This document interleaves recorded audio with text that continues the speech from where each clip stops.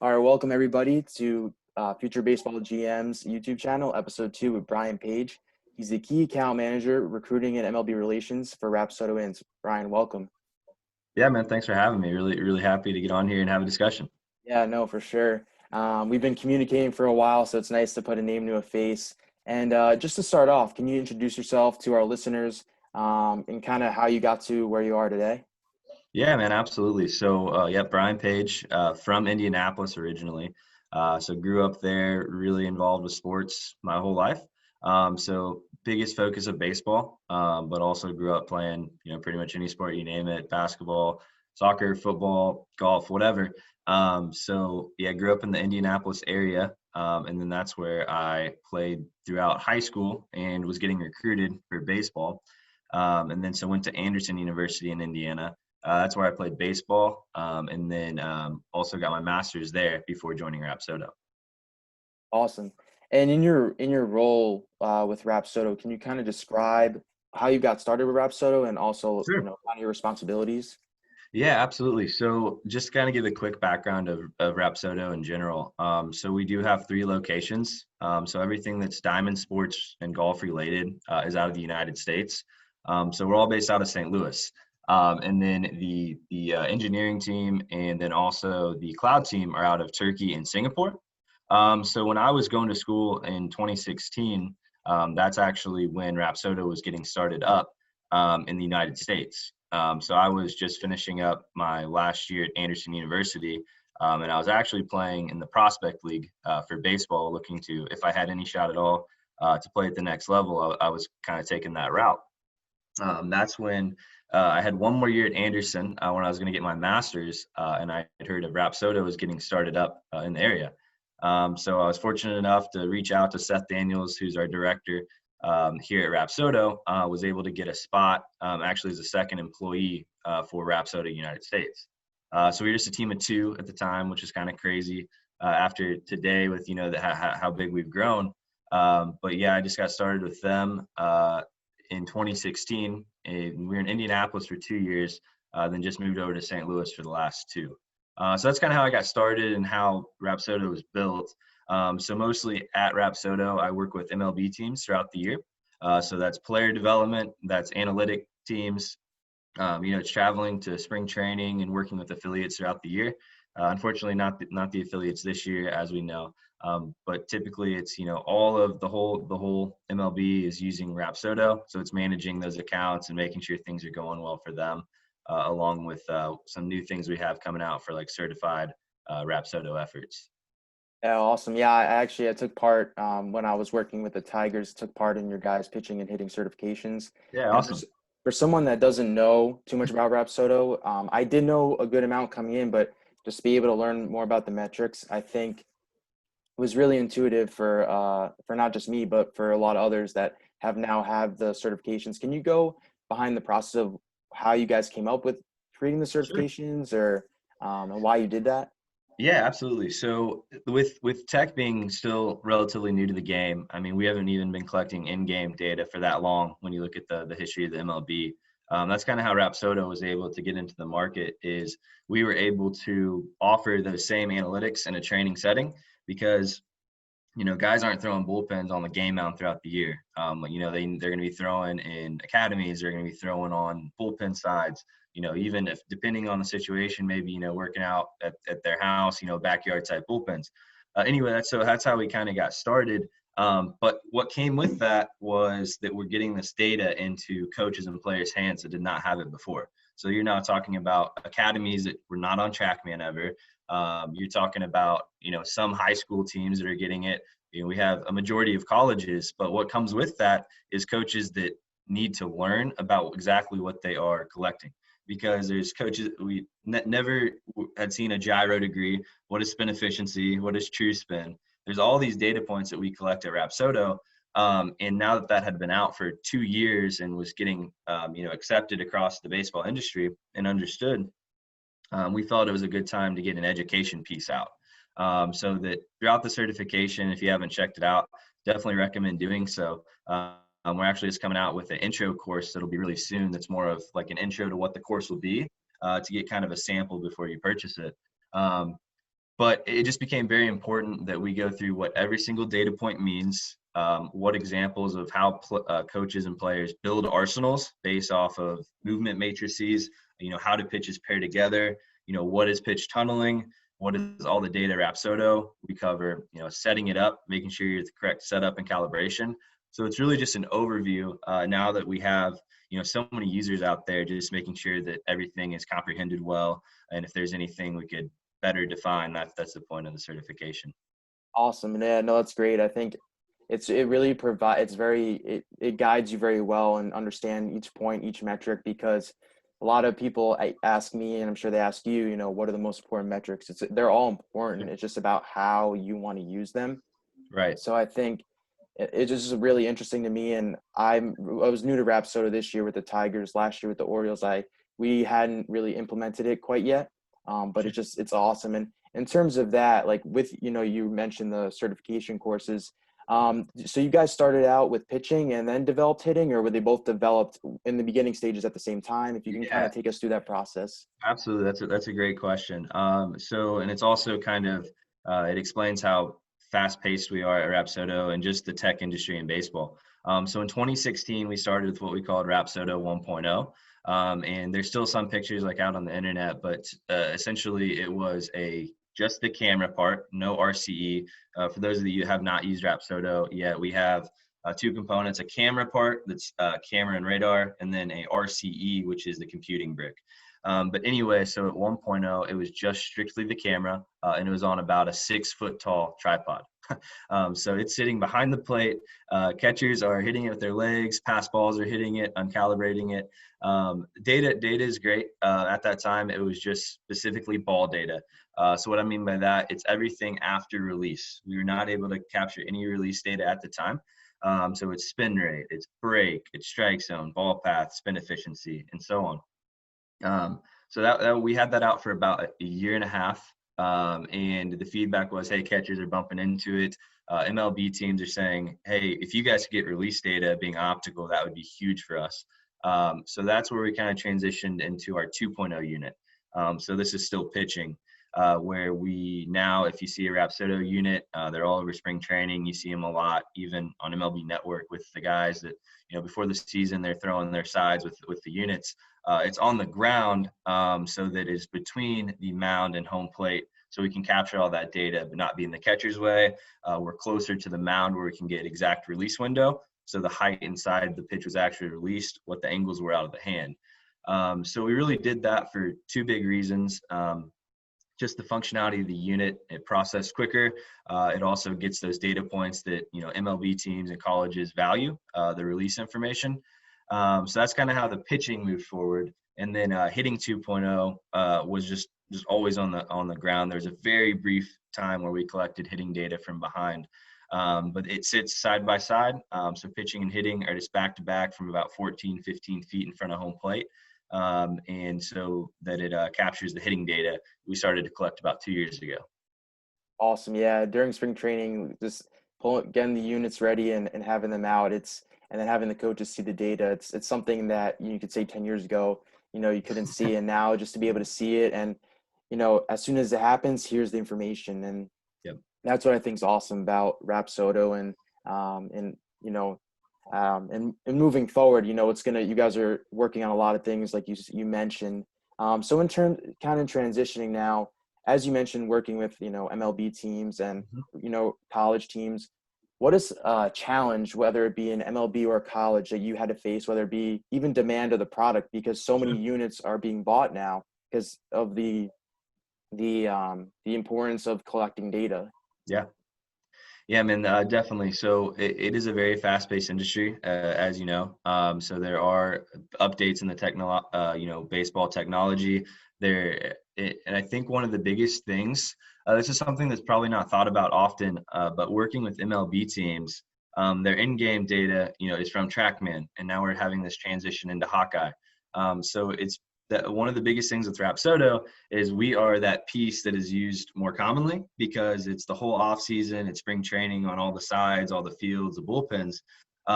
But they also are getting the in-game data from technology like TrackMan, Hawkeye.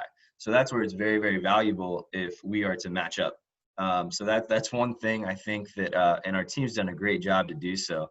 But it's just so important to an MLB club or a college that has TrackMan or Hawkeye, that Rapsodo is matching up with those break numbers, spin rate, because they're different technologies, right? There's nothing that says, hey, TrackMan is ground truth, Rapsodo, Hawkeye. It's just what we believe to be off our models, and I think all three, do a very good job of that. But it's important they match up. So I think, to answer your question, I kind of long-winded, but just making sure that the technologies that are in game to training are matching up. And so that's one thing. You mentioned there was a high demand for Rapsodo, as there's kind of a boom where, how social media coaches start to understand, they talk about data, they talk about what they're doing in different programs. So, a year and a half into Rapsodo, there's really a big boom where we got a ton of colleges, academies on board. So there was a big demand, as well as getting the units, to all of our users out there. Those are two of, some of the things that we've dealt with a little bit. No, that's that. Yeah, and I was reading an article yesterday about it as I was trying to just continue to learn how you started up and keep developing. Now I know you guys just recently you have released the Insight, the video Yep. camera. Yep. So if you could take our listeners through the process behind creating that, and with Edgertronic being probably one of your main competitors, how do you guys differentiate yourselves with them? Yeah, man, absolutely. So the Insight, it's kind of interesting at Rapsodo. A lot of our next generations or next products come from feedback. A big part of that being MLB, a big part being academies. All of our users, but those are two big ones: academies and colleges, and pro. But anyway, they came to us and saying, we do use these cameras. If it's Edgertronic, if it's Sony, if it's some other third-party camera, and the way then that looks at spring training is they don't want to go a single rep without missing a pitch, a hit, and mechanics. That baseball has gotten to now where if you are not collecting that when you're at spring training, you're at instructs, you're kind of behind the game with how big these departments have got with collecting data and processing it for development, for analytics, for everything. So anyway, we kind of got to a point where it's, hey, we are using these cameras, but it's very, very manual. There's start stop where we have to have all these guys that are just in charge of a certain camera, and if something was to not work correctly, we're missing pitches, we're missing hits. And when we take a look after, we have to make sure that the documents are lined up so we know this pitch goes with this video, this hit goes with this video, when you're talking about the data. So that's where our team had came up with creating our own camera. It is manufactured by Rapsodo, to essentially pair the two. So the way the Insight works, is it is a high-speed camera, shooting at 850 frames per second. But the important thing is it triggers off of the unit.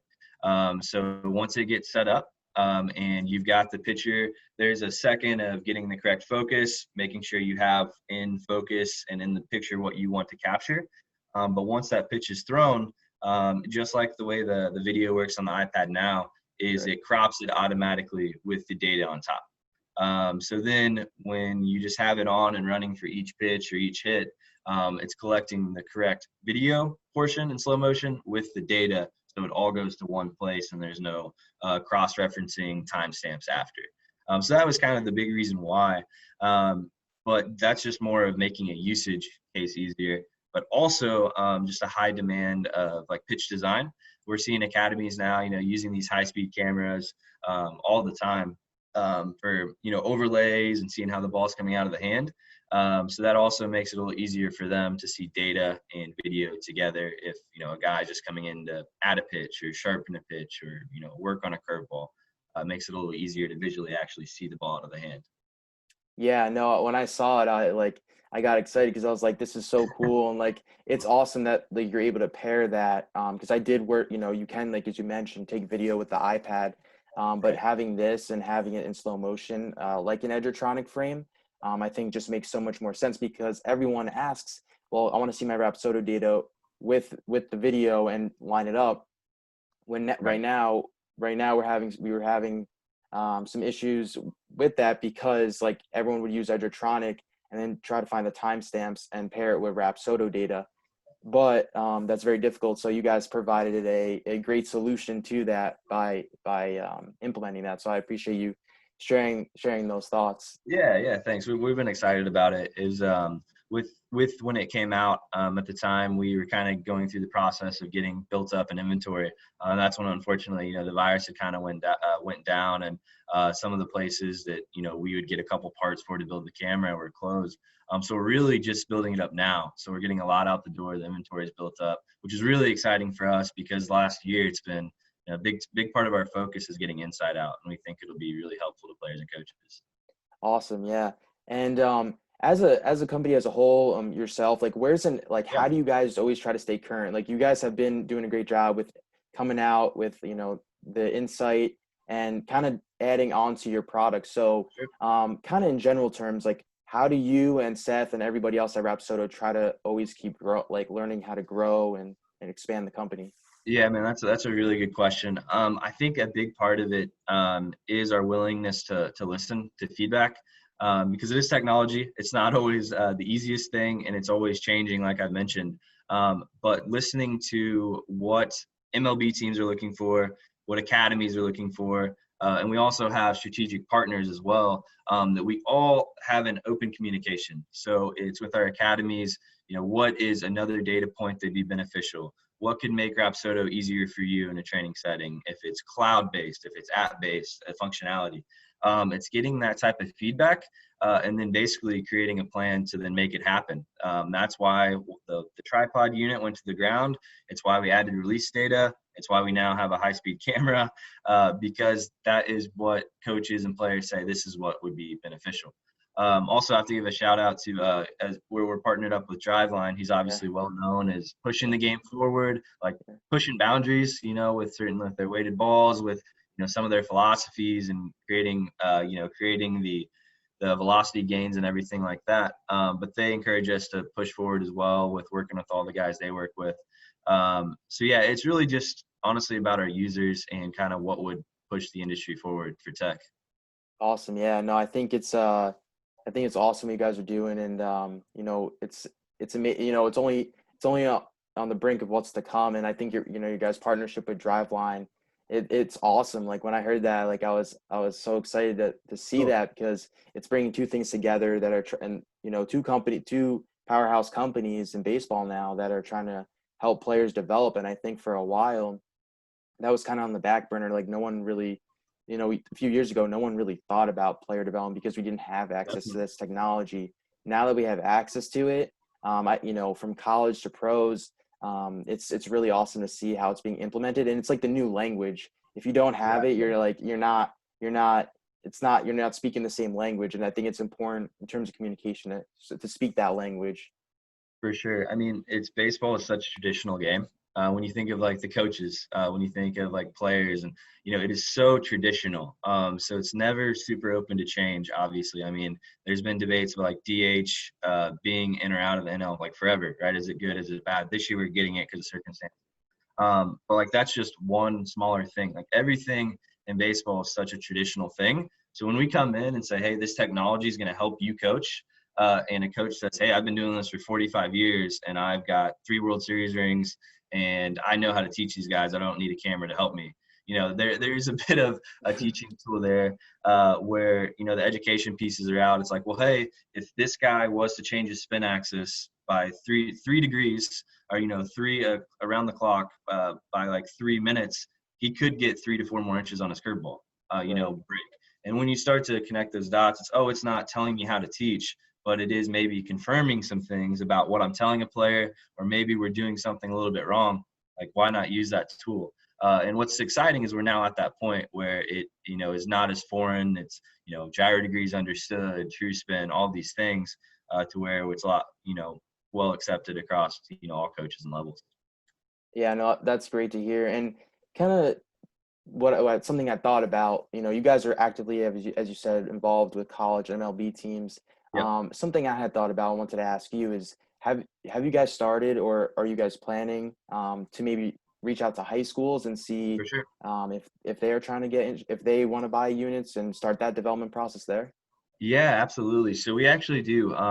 We've been doing that for a little bit now. but we do have many high schools. It's not necessarily what we first targeted.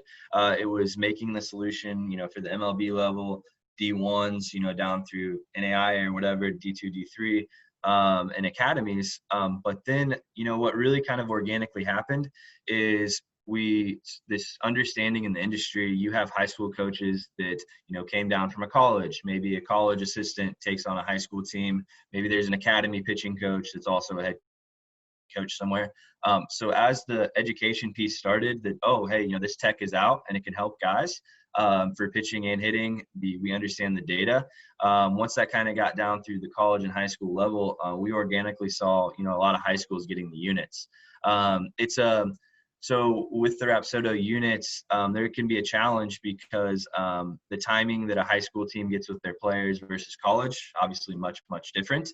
But we've seen very many schools successfully implement it into the program to where they are collecting data on these high school guys. And a lot of them too, now that we do have so many colleges using the units, they can actually utilize the data to get recruited to college. So when a high school coach knows that too, that's another reason why, if we can get a unit and we can collect some bullets throughout the year, you can then use that report to get it in front of schools that use Rapsodo. And just by looking at the analytics, they learn a lot about a player that they didn't know.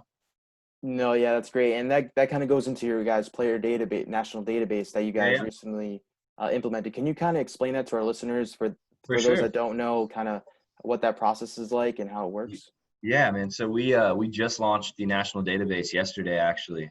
So what this is it is a full database of the Rapsodo data at different levels. So I definitely encourage you to check it out.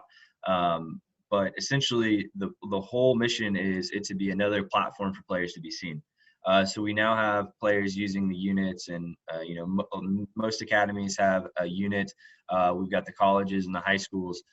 So it is essentially a leaderboard to be seen by scouts and coaches. If it's MLB looking at it, there's been a big want from MLB organizations to get access to all the data. And then also colleges using it, like I mentioned, they also value being able to see a guy's spin rate by state. So yeah, the database is broken down state by state, filtered by class, by data point. So if you wanted to, if you're a scout, taking a look at Florida, and for the 23 class, you wanted to see, who's spinning the ball, their curve ball with the highest RPM. It's a couple filters and you can get to that. So yeah, on there now, it just went live, and as players verify their account, they pop up on the account with their information, and then also where they trained at, what their academy name is or what their school is. And it's just essentially a leaderboard that will continue to update for all the Rapsodo data points.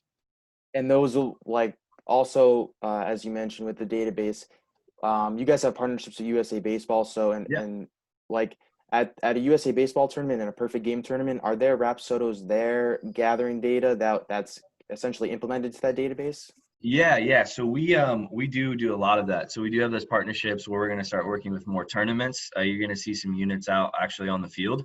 The showcases we've always been partnered with, like USA Baseball, has been great. Yeah. I mean, they don't really go to do a showcase without collecting all that data. They've got the Rapsodos. They've also got like the Blaster DK, whatever they're using at the time. But yeah, for all the swing data, all the pitch, they're collecting all of that, and then we can utilize it and show the results with our partnership. So I think that'll be really important moving forward. Tournaments as well. We've launched a program, what we call Certified Live. And that's essentially the report, a Rapsodo report showing the live data, because then it's that player's full intent, it's their full RPM on the pitch, and it's actually, a live on live situation rather than like a bullpen or hitting session. Right. Yeah. No, I think that's great because everyone wants to see the live action. You want to know if it's translating to all the work that you're putting in, and I think that's a great initiative. And being able to see those results in the draft this year, how you guys had mentioned this player had this spin rate, people being able to just see that and how it equates to their training, it makes a lot of sense. It's really exciting for the game.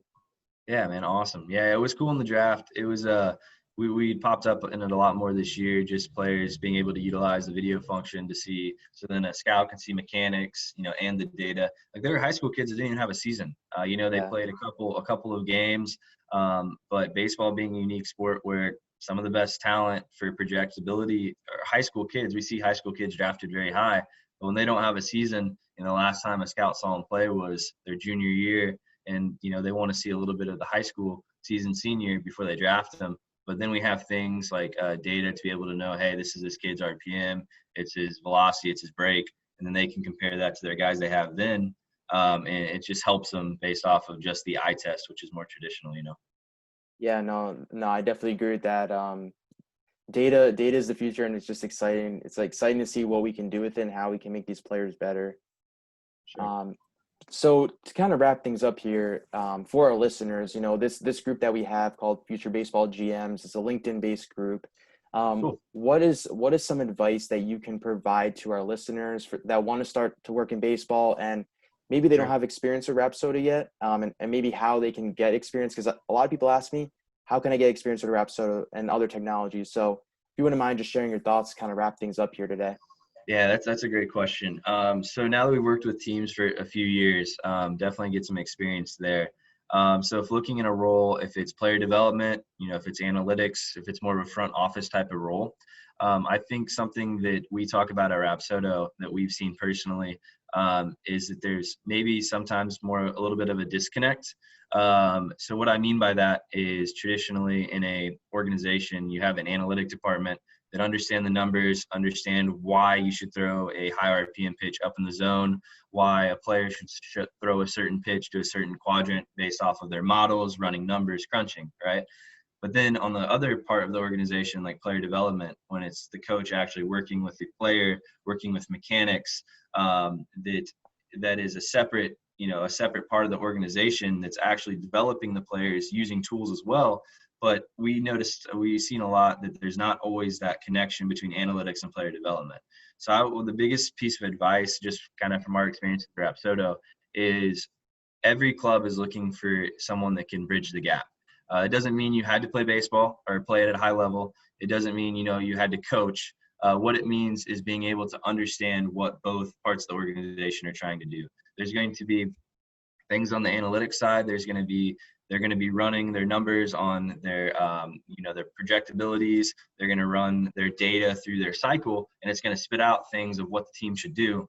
But that gap, being able to talk it with the coaches as well, will have that conversation that, hey, this guy would be better throwing low. The reason why is looking at the data. This is what this means. He has a lower RPM. The ball's naturally going to sink.